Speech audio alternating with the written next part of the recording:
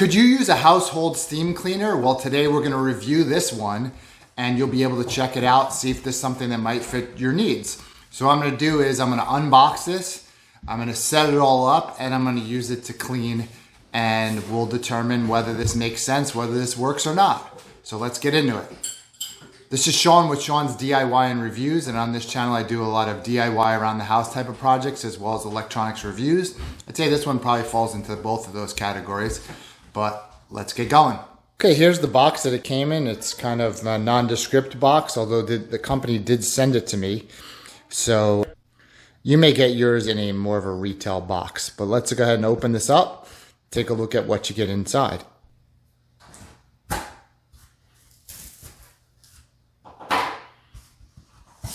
So inside here is a really cool carrying case, it looks like. Let's take it out and take a good look. Yeah, this is nice hard plastic. And you got a little flip switch here. Little flip lock right here and here. It's on there fairly tight. Flip this open. And we see right here that this is what it looks like. Here's our instruction manual. I'll read the instructions, tell you how to set this thing up, and show you what it looks like when it's all set up. But right here you have the main unit itself. You got a hose. You got your part where the steam would shoot out. And then you have these various different attachments, which we'll look at as well. Interesting, it has a flashlight in it. You can see right there. So here's this little flashlight, metal flashlight. Just kind of in here, this is a little piece of plastic. This little filter guy, which probably goes in there on the other side. And we got some bubble wrap. And let's see what else we have in here. These will probably clean a grill or something to that effect, so maybe we'll try our grill. And you see a little hole there. This is metal. Here is a plastic kind of brush, hard plastic brush. So you got two hard plastic brushes, two metal brushes, a bunch of washers, and you have this little tube as well, which I would imagine is going to go on here. And you got a little tube right here. So let me come back to you in a minute once I have all this set up and explain how it all gets set up and how you use it. Okay, so the instructions aren't that great in here. So one of the things that it said to do is take this longer piece and then attach one of these guys on the end of here, and that can be done just simply by screwing it into the threading on there. So we'll show you how that's done. So you just take this and just thread it right on there and just screw it on like you'd screw anything else on. And that's on there pretty easily. And then on this side, obviously, that would screw into this unit here. So in order to do that, as you can see here, I did the same thing with this piece. I just screwed this onto the smaller piece that was on here. So I'll just take that off. You see that there's a washer there. You need to have that on there. And then I would take this and just attach this here and screw that down. And then obviously make sure that that's facing this direction when I make it tight. There you go. And so here's going to be your trigger to pull to make this work. I guess that would lock it out to prevent it from happening. And on the other side of the unit, you have this, obviously this hose connecting to the main unit. And this comes off as well and has a similar connection to here. We don't necessarily have to take it off, but you can see this comes off and goes on. On the main body here, you have an on and off switch.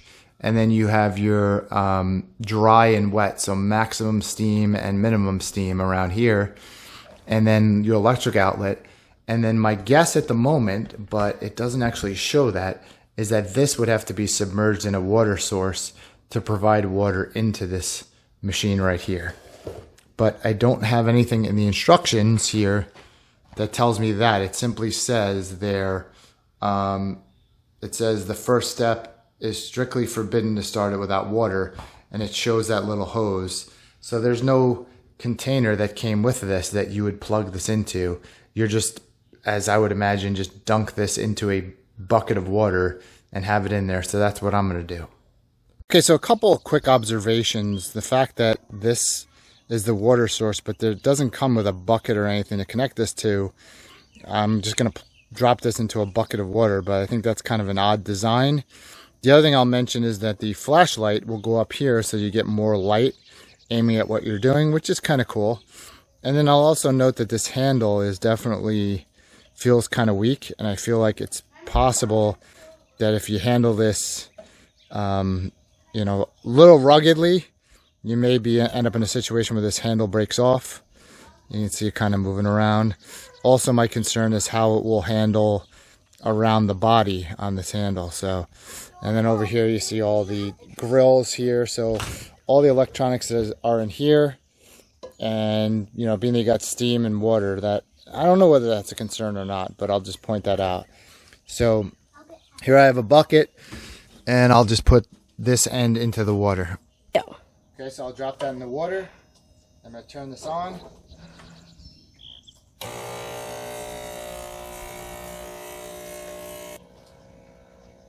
let's see if I can turn it really wet.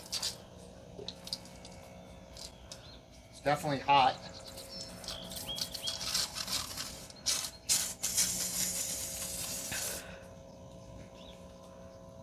Very hot. Don't touch any of this.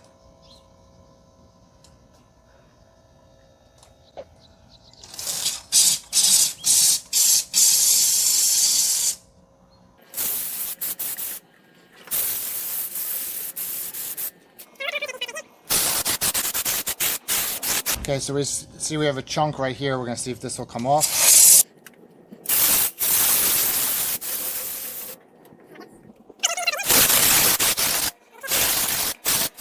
A reasonable job up there really quick. And then we'll come over here.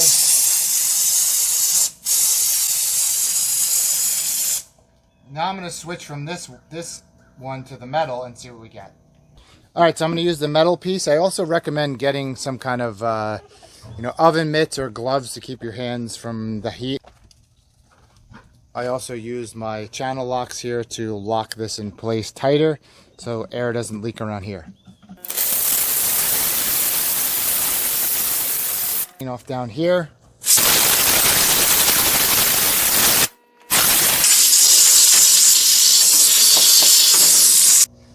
I'm going to show you up close on this one here.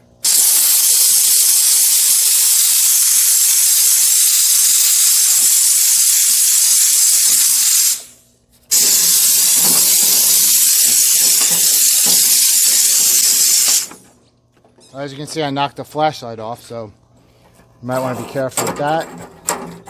But I'll show you how it snaps pretty easily right onto there.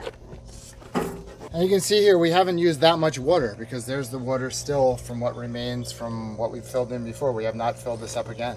Okay, so the next thing I want to do is my shower has had, pardon it's a little bit of a mess because one of my kids just took a shower. But as you can see right here, the tile is pretty white, but over there there's brown stains in there. And also up here, the grout is a little off-colored. So what we're going to do is I'm going to show you that this is legitimately on here by trying to scrub here. And you can see that it's not really coming off. So we're going to see if this thing will take the coloring, you know, the dark coloring out of here and make it clearer like that. Now the other thing I want to show you is that I actually have tried to use a brand new toilet brush to try to scrub this off, and that didn't work either. I've done this before, and I don't know whether this is going to work, but I'm showing it to you either way in real time. So let's give this a shot.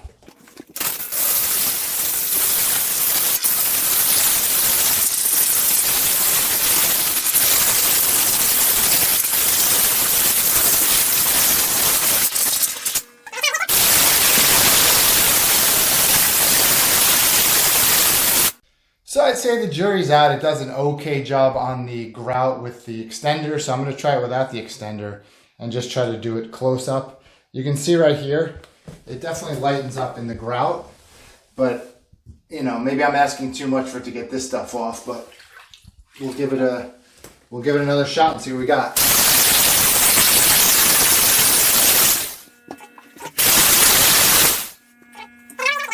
So it wasn't my intention to use the metal one. I thought the plastic would be, or the Plastic bristle brush would be better, but I think because it didn't do exactly what I wanted.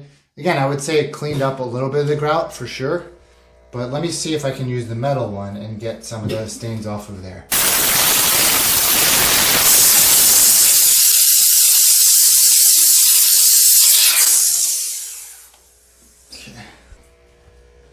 Alright, so I'm not really sure whether, it seems to be better, that's for sure, but I don't know if it's because of the steam or just because of this bristle brush. So I'm going to go over in another area that I haven't done to see if just the bristle brush without spraying will do any difference.